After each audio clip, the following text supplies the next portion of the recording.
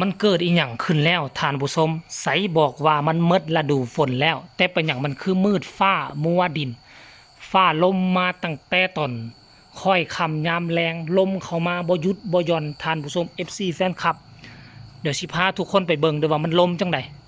คือมันลมมาคือลมเป็นตาย่านลมแล้วฟ้ามืดแล้วก้อนเมฆเคลื่อนย้ายเข้ามาเห็นบ่อันทั้งนี้อยู่มันสิแดงๆอยู่ทางน้ำเงิมอยู่นะแม่นอยู่ว่าทางนี้ทางน้ำเงิมนะมันแดงๆโอ้มีเรือบินลำหนึ่งท่านผู้ชมนี่เรือบิน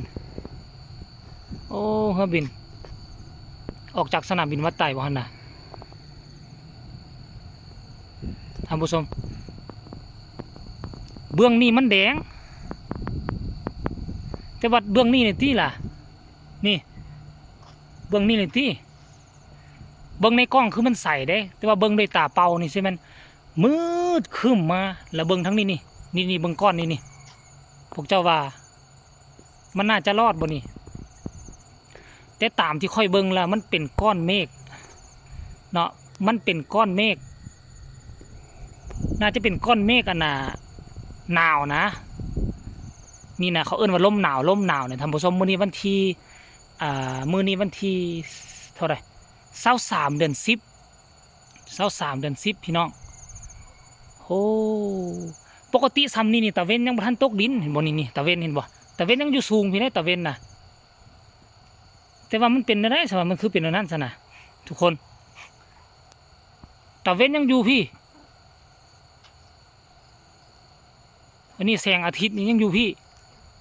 แต่ว่าเห็นอันไหนมันคือมืดแล้วนี่นั่นแสดงความว่าเนาะมันหมายความว่าอีหยังเบิ่งแม่ทุกคนโอ้นกตัวนึงชวนเนี่ยนี่นะนกนะโอ้นกเฮ้ยโอ้เห็นบ่คักแสดงว่านอนทันทุกมือได้มือแรงสิลอยมายิงก่อนมือแรงสิลอยมายิงก่อนมึงแม่มานทางหญ้าสวนโอ้ยอนามัยสวนอนามัยเดินบ้านพอที่เกิดลูกแล้วเอาสองตัวนี้ก็มั่งหน้าใช่กันเด้อสูเด้อเอาหน้าเข้าเงินไปเข้าเงิน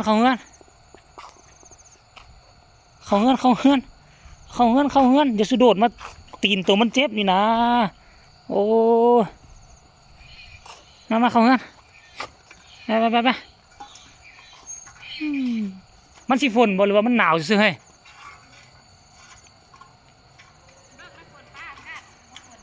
บ่ฝนวะแสดงว่าหนาวนี่เนาะเมฆหนาวนี่นะโอ้หนาวลมหนาวซื่อโอ้ยไปเข้าเฮือนปะเนี่ยเข้าเฮือน